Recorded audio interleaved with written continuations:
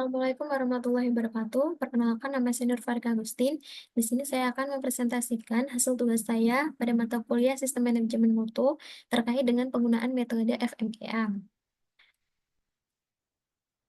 Berikut adalah jurnal referensi yang saya gunakan, yaitu jurnal referensi yang berjudul Work Accident Analysis on the Project at PTX based on the Failure Mode and Effect Analysis atau FMEA method, yang ditulis oleh N. Santiara dan juga D. Rosiadi dari Universitas Komputer Indonesia.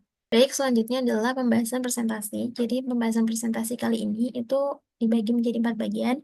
Yang pertama adalah latar belakang yang berisi tentang latar belakang penelitian. Yang kedua ada metode yang berisi tentang metode penelitian yang digunakan. Yang ketiga ada hasil dan pembahasan yang berisi tentang hasil dan pembahasan dari penelitian. Yang keempat ada kesimpulan yang berisi tentang kesimpulan dari penelitian yang telah dilakukan sebelumnya. Selanjutnya yaitu untuk bagian yang pertama yaitu latar belakang. Jadi latar belakang penelitian ini secara historis industri konstruksi enggan menerapkan perubahan. Proses perubahan ini terutama dalam perubahan lingkungan yang kompetitif tempat kerja konstruksi itu berlangsung, di mana keuntungan masih menjadi motivasi yang utama pada sebuah perusahaan. Resiko kecelakaan kerja semakin tinggi di negara-negara berkembang, di mana tenaga kerja yang digunakan itu hanya memiliki latar belakang yang relatif atau cukup rendah. PTX ini sendiri telah membangun berbagai proyek-proyek pembangunan di berbagai daerah yang ada di Indonesia.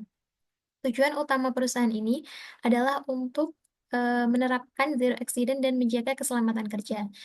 Untuk mewujudkan tujuan tersebut, penelitian ini bertujuan untuk menganalisis kecelakaan kerja pada proyek-proyek terdahulu yang dianggap sangat penting. Selanjutnya yaitu metode penelitian. Jadi untuk metode penelitian yang digunakan pada penelitian ini itu adalah metode penelitian deskriptif, di mana untuk pengumpulan datanya itu ada data primer dan juga data sekunder, di mana data primer itu sendiri terdiri dari observasi langsung yang di dalamnya itu meliputi rekaman, pengukuran, dan diskusi dengan manajer serta operator. Kemudian untuk pengumpulan data sekunder itu sendiri terdiri dari dokumentasi perusahaan dengan fokus khusus dan juga penelitian yang dilakukan secara kritis. Selanjutnya yaitu adalah Failure Mode and Effect Analysis. FMEA itu sendiri adalah suatu proses yang berfokus pada penyelesaian kesulitan yang terkait dengan proses manufaktur. FMEA itu sendiri juga merupakan suatu prosedur yang terstruktur untuk mengidentifikasi dan mencegah mode kegagalan yang mungkin dapat terjadi. Mode kegagalan yang dimaksud termasuk dalam kecatatan kondisi di luar spesifikasi yang ditetapkan atau perubahan dalam proyek yang dapat mempengaruhi kinerja proyek. Berikut adalah tujuan dari penerapan FMEA. Yang pertama, itu untuk mengidentifikasi mode kegagalan dan tingkat pengaruh dari efeknya. Kemudian yang kedua, untuk mengidentifikasi karakteristik kritis dan juga karakteristik yang signifikan. Kemudian yang ketiga, untuk menyortir potensi kekurangan desain dan juga proses. Yang keempat, membantu teknisi fokus untuk mencegah dalam berbagai permasalahan yang ada. Selanjutnya itu adalah 3 langkah pertimbangan yang dilakukan untuk FMEA. Yang pertama itu ada kejadian, yang kedua ada keparahan, dan juga yang ketiga ada deteksi. Untuk yang pertama, kejadian atau occurrence, itu adalah probabilitas terjadinya sesuatu kejadian tertentu pada frekuensi kejadian kesalahan yang potensial. Kemudian untuk yang kedua, itu keparahan atau severity, di mana pengurangan tingkat keparahan risiko dilakukan melalui proses dan juga kegiatan. Kemudian yang ketiga itu deteksi atau detection, itu adalah probabilitas deteksi merupakan salah satu penilaian untuk dapat mengidentifikasi dari penyebab atau mekanisme resiko tersebut. Untuk pembahasan yang pertama yaitu terkait dengan kejadian atau occurrence. Di sini ditampilkan pada tabel yaitu kemungkinan kegagalan yang dibagi menjadi 5 yaitu ada sangat tinggi, tinggi, rendah, sangat rendah, dan juga hampir mustahil. Di mana sangat tinggi ini adalah kegagalan hampir tidak dapat dihindari. Dengan tarif kemungkinan kegagalan itu lebih dari 1 dari 3 dengan peringkat 8 sampai 10. Jadi di sini menggunakan peringkat 1 sampai dengan 10. Selanjutnya, yaitu untuk kemungkinan kegagalan yang tinggi adalah proses sebelumnya itu sering menyebabkan kegagalan, di mana tarif kemungkinan kegagalan itu berkisar antara 1 dari 20, di mana peringkatnya itu 6 sampai 7. Untuk yang ketiga yaitu kemungkinan kegagalan itu rendah, di mana kegagalan itu terisolasi dengan proses yang identik. Untuk tarif kemungkinan kegagalan itu ada dari 1 dari 15.000 dengan peringkat 4 sampai 5. Kemudian untuk kemungkinan kegagalan yang sangat rendah atau hanya aktivitas yang terisolasi yang terkait dengan proses yang identik. Untuk tarifnya kemungkinan kegagalan itu sendiri yaitu sebesar 1 dari 150.000 dengan peringkat 2 sampai 3. Nanti yang terakhir, dari kejadian atau occurrence ini adalah kemungkinan kegagalan hampir mustahil atau tidak pernah ada kegagalan dalam proses yang identik. Jadi untuk kemungkinan kegagalan itu kurang dari 1 dari 1.500.000 dengan peringkat 1. Selanjutnya adalah keparahan atau severity. Untuk keparahan itu sendiri juga dibagi menjadi 5, yaitu ada yang pertama ada berbahaya, kedua ada serius, yang ketiga ada besar, yang keempat ada kecil, dan yang kelima tidak ada. Untuk dampak berbahaya itu sendiri, dampak dari keparahan itu adalah risiko yang menyebabkan dampak dan biaya waktu dan ruang lingkup yang sangat parah, sehingga tidak ada peluang untuk dilakukannya pemulihan. Pada keparahan ini memiliki peringkat 8 sampai dengan 10. Untuk dampak yang serius, itu adalah dampak dari keparahan risiko yang mempengaruhi biaya, waktu, dan ruang lingkup yang mengharuskan tindakan oleh manajer untuk mencapai sasaran proyek atau bisa dilakukan revisi. Ini terdapat di peringkat 6 sampai 7. Kemudian untuk dampak yang besar, itu dampak dari keparahan ini adalah risiko ini mempengaruhi biaya waktu dan ruang lingkup serta memerlukan tindakan dari manajer untuk mencapai tujuan dari proyek tersebut. Pada dampak ini, keparahan dampak ini mendapati peringkat dari 4 sampai 5. Untuk dampak yang kecil, itu adalah risiko tidak menimbulkan kerugian kecil terhadap tujuan proyek dan memerlukan pengerjaan ulang atau hanya melakukan perbaikan-perbaikan kecil. Di sini peringkatnya 2 sampai 3. Kemudian untuk dampaknya tidak ada, itu adalah risiko tersebut menyebabkan sedikit pengetatan pembatasan pada proyek yang tidak berdampak pada kualitas biaya, waktu, dan juga ruang lingkup yang ada dalam proyek. Ini menduduki peringkat pertama. Selanjutnya itu untuk, deteksi atau detection. Deteksi ini sendiri juga dibagi menjadi 5, yaitu ada tidak terdeteksi, yang kedua ada kemungkinan kecil, yang ketiga ada menengah, yang keempat ada tinggi, dan yang kelima ada hampir pasti. Untuk kemungkinan deteksi ini sendiri, untuk yang tidak terdeteksi ini tidak ada tindakan pencegahan terhadap resiko untuk memantau dan juga mengendalikan resiko, di mana mendeteksi pada bagian ini dapat mendeteksi sekitar kurang dari 1% dan menduduki peringkat 8 sampai 10. Untuk deteksi kemungkinan kecil, itu adalah tidak ada tindakan pencegahan terhadap resiko, tetapi ada tindakan untuk memantau dan mengendalikan resiko untuk menjamin pengulangan, prosedur, dan juga frekuensi yang diperlukan untuk manajemen yang aktif. Pada deteksi kemungkinan kecil ini, dia dapat mencegah atau mendeteksi sekitar 30% dan menduduki peringkat 6 sampai dengan 7.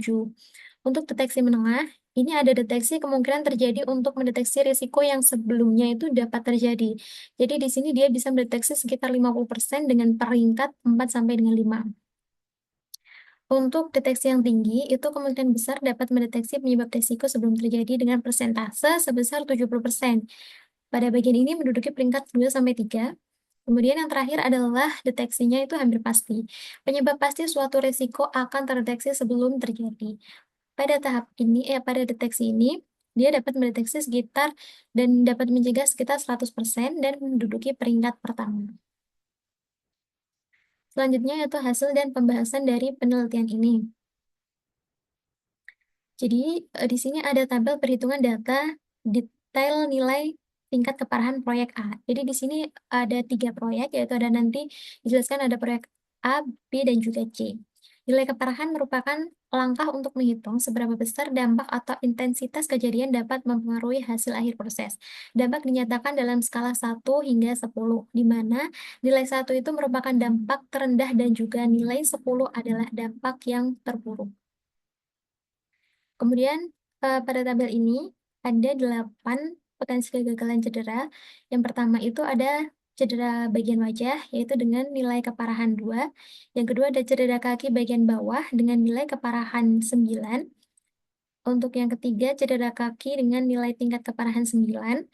Yang keempat, cedera lengan bawah dengan nilai keparahan 2. Yang kelima, cedera lengan atas dengan nilai tingkat keparahan 1. Yang keenam ada cedera mata dengan nilai tingkat keparahan 2. Yang ketujuh ada cedera jari kaki dengan nilai tingkat keparahan 3, dan yang terakhir ada cedera tubuh bagian dalam, itu dengan nilai tingkat keparahan 1.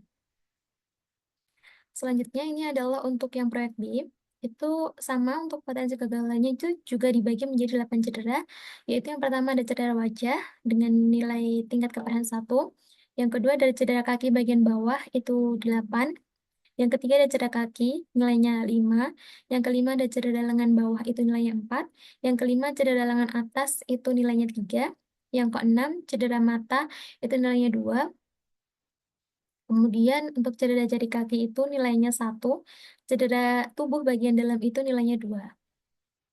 Selanjutnya untuk proyek C, yang pertama itu cedera wajah itu nilai tingkat keparahannya 4, yang kedua cedera kaki bagian bawah itu nilai tingkat keparahannya 10, yang ketiga cedera jari nilai tingkat keparahannya 7, keempat cedera lengan bawah itu nilai tingkat keparahannya 3, yang kelima cedera lengan atas itu nilai tingkat keparahannya 4, yang keenam cedera mata itu nilai tingkat keparahannya 1, yang ketujuh cedera jari kaki nilai tingkat keparahannya 1, dan yang terakhir cedera tubuh bagian dalam dengan nilai tingkat keparahan 1.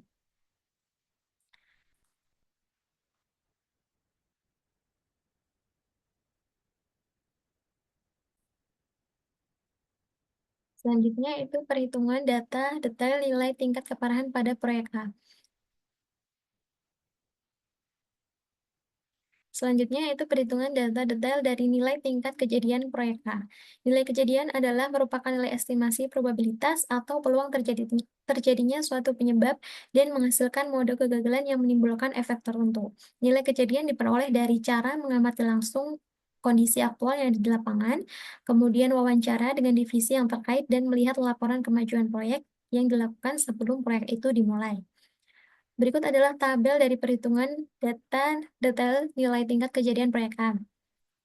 Yang pertama dari potensi kegagalan cedera wajah, yaitu dengan nilai kejadian 1. Yang kedua cedera kaki bagian bawah nilai kejadian 10. Yang ketiga ada cedera kaki dengan nilai 10, cedera lengan bawah dengan nilai 3, cedera lengan atas dengan nilai 1, cedera mata dengan nilai tingkat kejadian 3, cedera jari kaki dengan nilai tingkat kejadian 4, dan yang terakhir cedera tubuh bagian dalam dengan nilai tingkat kejadian 1.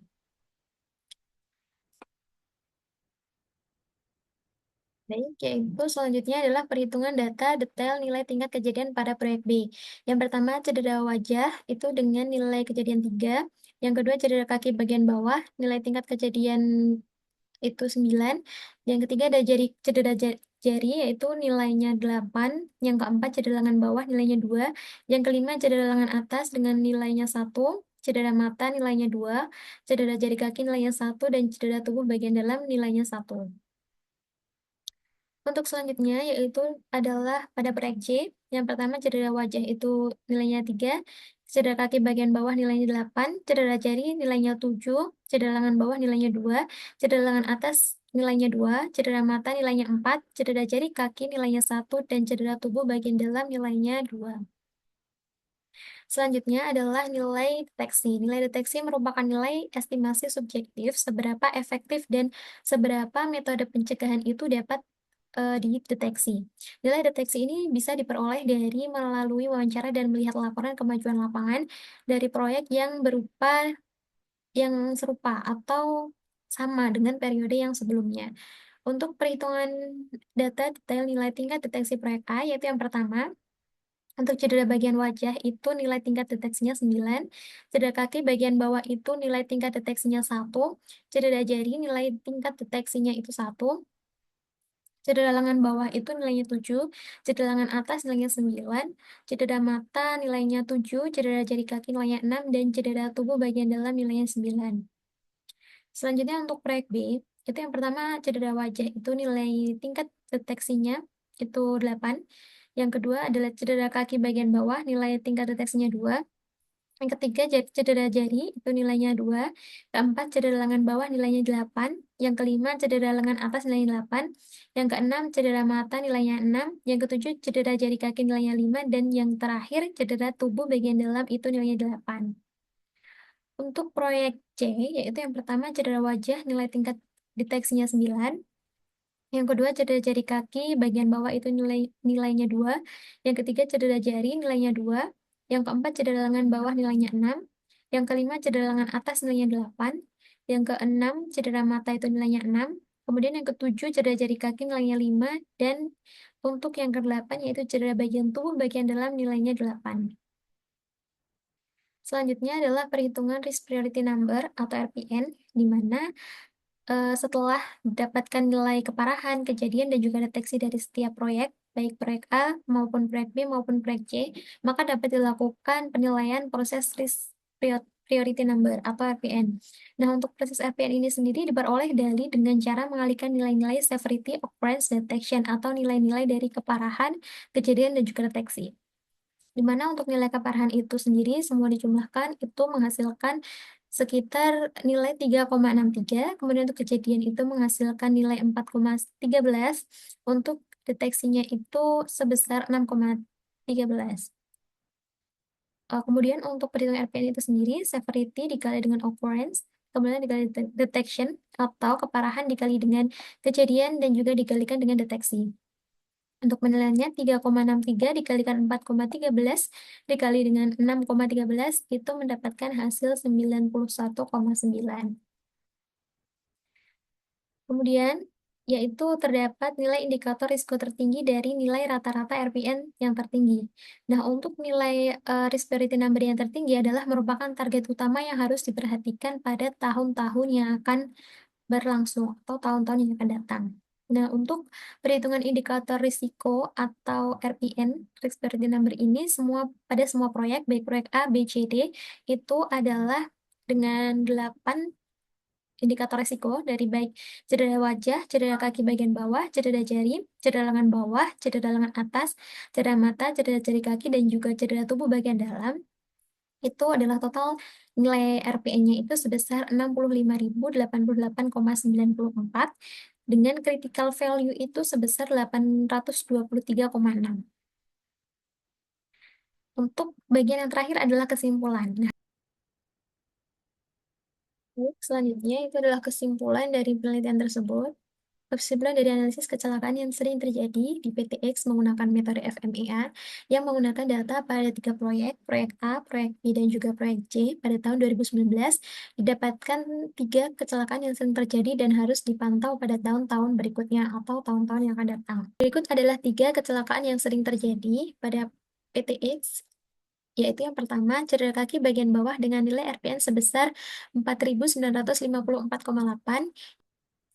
Yang kedua adalah cedera jari tangan dengan nilai RPN sebesar 11.028,9. Kemudian yang ketiga adalah cedera jari kaki dengan nilai RPN sebesar 262,9. Hasil dari penelitian ini diharapkan dapat menekan angka kecelakaan yang sesuai dengan banyaknya kategori kecelakaan yang didapatkan pada tahun 2019.